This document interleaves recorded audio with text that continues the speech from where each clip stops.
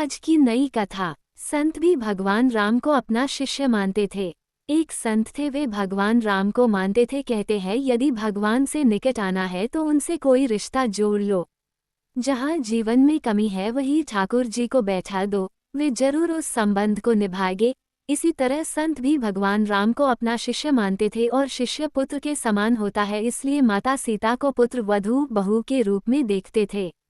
उनका नियम था रोज मंदिर जाते और अपनी पहनी माला भगवान को पहनाते थे, पर उनकी यह बात मंदिर के लोगों को अच्छी नहीं लगती थी। उन्होंने पुजारी से कहा, ये बाबा रोज मंदिर आते हैं और भगवान को अपनी उतारी हुई माला पहनाते हैं।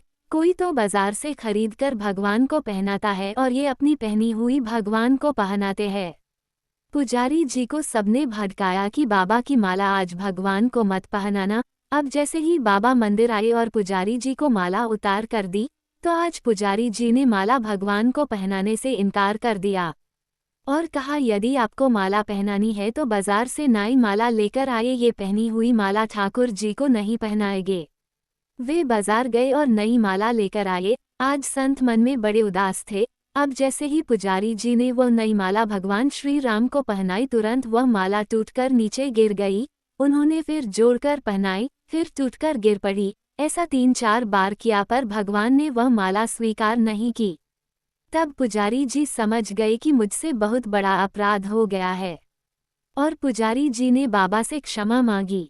संत सीता जी को बहू मानते थे, इसलिए जब भी मंदिर जाते पुजारी जी सीता जी के विग्रह के आगे पर्दा कर देते थे। भाव ये होता था कि बहू ससुर के सामने सीधे कैसे आए, और बाबा केवल राम जी का ही दर्शन करते थे। जब भी बाबा मंदिर आते तो बाहर से ही आवाज लगाते, पुजारी जी हम आ गए, और पुजारी जी झट से सीता जी के आगे पर्दा कर देते।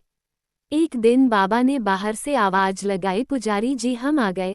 उस समय पुजारी जी किसी दूसरे काम में लगे हुए थे, उन्होंने सुना नहीं। तब सीता जी ने तुरंत अपने विग्रह से बाहर आए और अपने आगे पर्दा कर दिया। जब बाबा मंदिर में आए और पुजारी ने उन्हें देखा तो बड़ा आश्चर्य हुआ और सीता जी के विग्रह की ओर देखा तो पर्दा लगा है। पुजारी बोले, बाबा आज आपने आवाज तो लगाई ही नहीं। बाबा बोले, पुजारी जी मैं तो रोज की तरह आवाज लगाने के बाद ही मंदिर में आया। तब बाबा समझ गए कि सीता जी ने स्वयं की आसन छोड़कर आए और उन्हें मेरे लिए इतना कष्ट उठना पड़ा।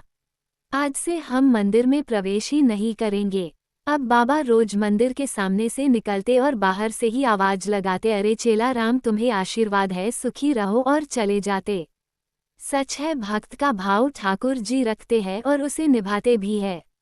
चलो मन वृंदावन की ओर, प्रेम का रस जहाँ छलके है। कृष्णा नाम से भोर, भक्ति की रीत जहाँ पल पल है, प्रेम प्रीति की डोर। राधे राधे जपते जपते दिख जाए चितचोर। चलो मन वृंदावन की ओर।